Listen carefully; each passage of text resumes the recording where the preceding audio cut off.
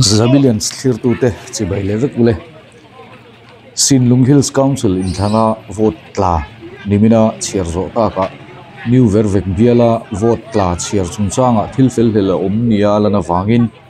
voin khan he biala vote tla te chu chier that le ania ZPM candidate tlinga puan ani bial som pani omna Sinlung Hills Council in thlan voi ni na hian tun thlaninga khan mi puiten vote an thlaka nimin khan vote tlate chiar zui ngal ni in MNF le HPCR tangdunin bial sari an la ZPM le HPC tangdunin bial thum la in INC in bial khat an la new vervek biala vote la voina chiarnon ani nuwa ZPM le HPC tangdunin bial khat an lak bel le ta ani nimina new vervek biala vote tla chiar chungchanga thilfel hlel tam taka om ngei rinani awangin boruak po asang man hlea tudon nei na soidanin vote chiar masak bera vote khatin MNF candidate achaka vote chiar voi ni na le voi thumna vote sari le vote som pangain ZPM candidate achak thunga vote chiar masak ber atanga avoi thumna thleng hian vote tlazat adang lam vek bok awang le arowin thila kalpui dana rin hel thei tu thil omnia lana wangin boruak asang chhota ani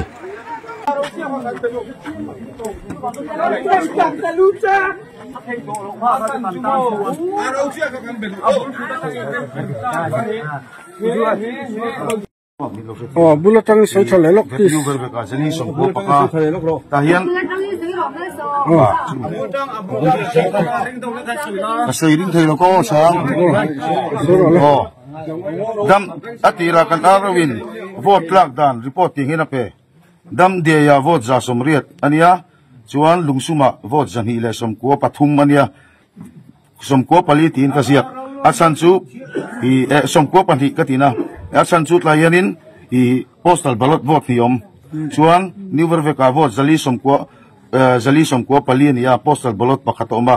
chu mi belkhom chu vote zaruk vote zakwa somruk pakwani ta chuan vote la zongjong tunak i kan chiar zo khan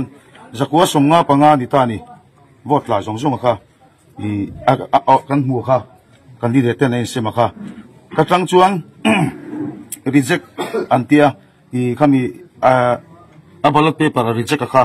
ta chuan in vote som pakwa chu kan belle zakwa som sari palinia ta chuan zakwa som sari pali tangin heta jani somkwa pali le za somriat le zali somkwa zali so hemi atotala kha ka bel khoma ka paya vote nga ala pungani tu na yen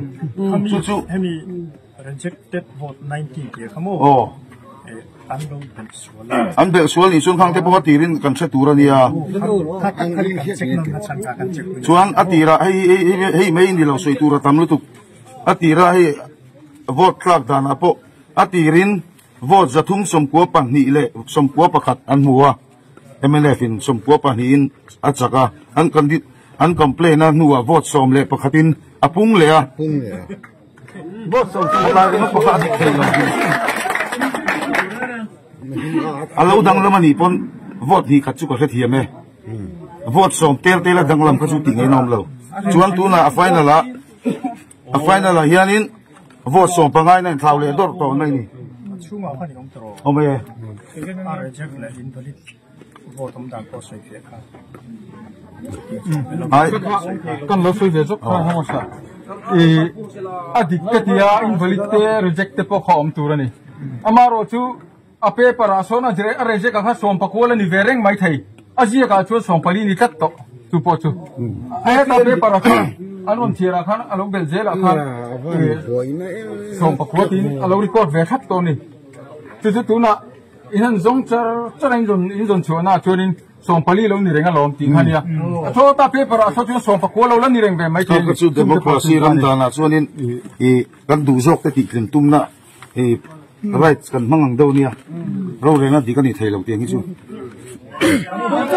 kan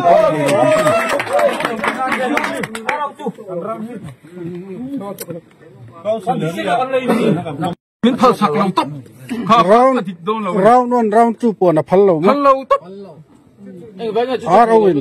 นะพัลเราพัลเราตบดูนะกันจริงๆเป็นดูบ้างจริงๆ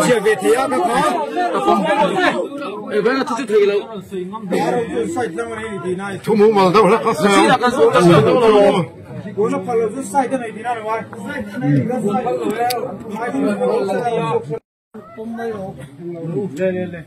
네,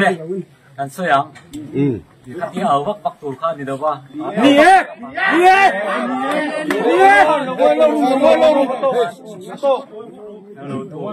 ngay khắp bắt đầu 부엌 간 치아라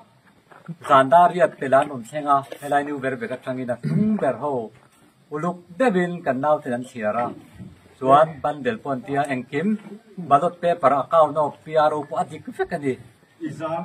투방 주안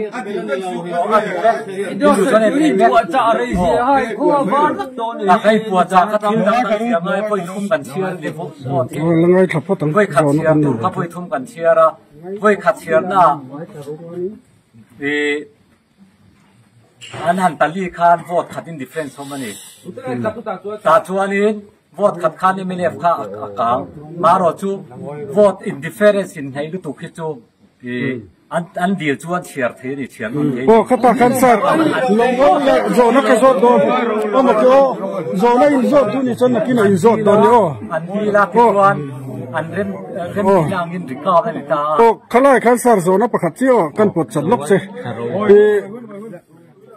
complaint vote khatin MNF an chakra ta chon ZPMB ka kha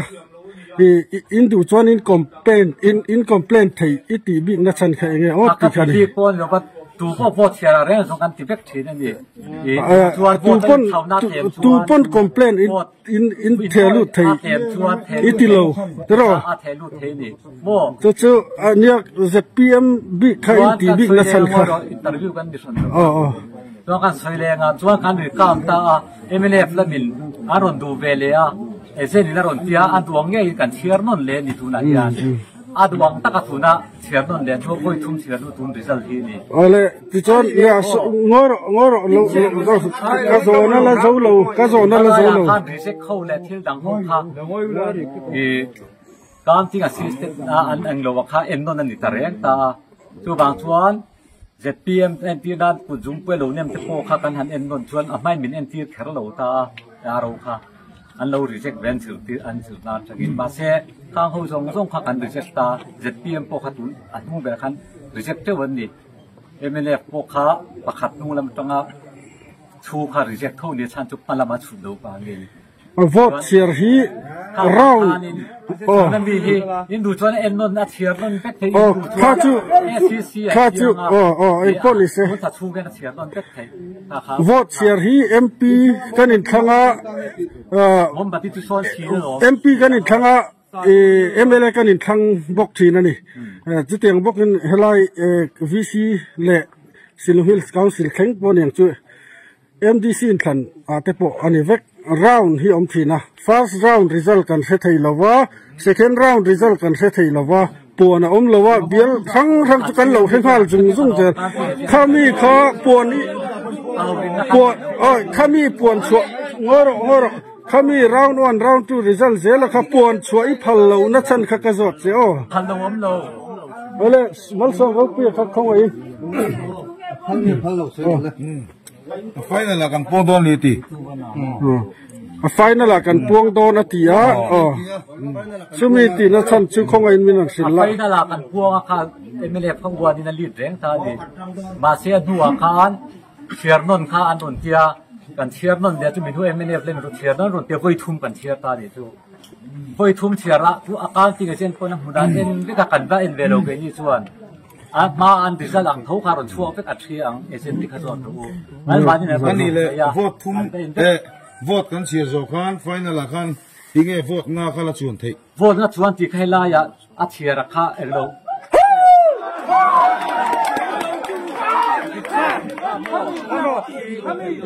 ดิกเตอร์เราก็ชอบดิกเตอร์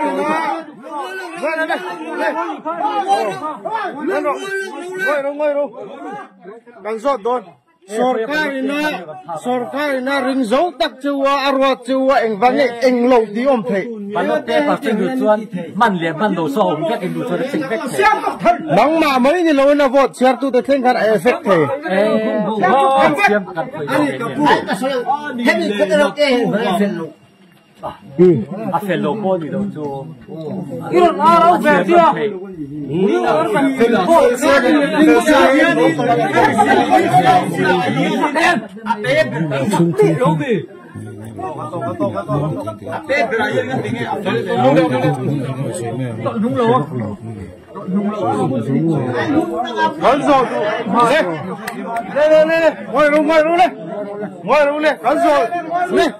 Kan so du chu bang chuan SCC a in ti langa mo chak SCC din dil na a du chuan re election report chu SCC thu ni ani chuan nang mani bo effect do tho chu kan so du chu hi ni atira vo din chair khan in har film la in tak sa chak lai zan re ni ma in emani vote khatin a king in tia ani le in ron chair le ta zel engwang nge vote adang lam atir a chair tu te apa ngai vek thoin ni apa ngai vek chair kha engwang nge adang lam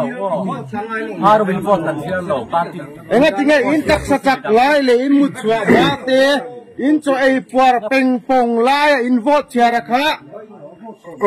adang lam không ai sar tunami hi kati suala ni tin ipom ngam mai lo mi ti kha ka zo so sar ECI enroll chuan sarkar in aring tok che heta hian ron da cheuni chu bang chuan aring tok effect don lo min suspend me don lo aring tu va eng wang nge ani le file ngam sun tu eng va kan file ngam lu tu kan file don reng eng wang nge fast le second yang thing mi ring mi ta tanga chiarin ni eng wang nge fast le second yang thing lo chu tak chu kan thiam lo ni mi pui hian zarina ron kal li MNF ZPM kan ni lo mi pui ron kal kan ni mek ko tu na khai ron lek chok ta man turian da chok vek po da chok ni ai in chu apo in ban miu chon a ri thei tu na choi ri thei lo i chu ba tinge khat ko ron da chho ni lo kan ting sen kha pa ti ai om vek an lia ni zan lam thlenga new vervek biala result chu mumala puan thei ani tak lo wangin state election commission ro man na in Aizawl district election officer Aizawl DC ni bok engineer lalhriat puya kai hruain pisapui hall Aizawl DC officer voin tlai dar li khan new vervek biala vote tla ta chu chiar thaple anita a zanin khan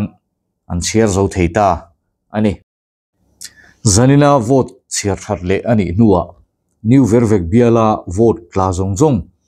chu zakwa somnga pathum ni in vote thi som paruk a oma vote zathum somkwa paruk mutu ZPM candidate in vote zathum somriat pali muwa ama hnai bertu MNF candidate chu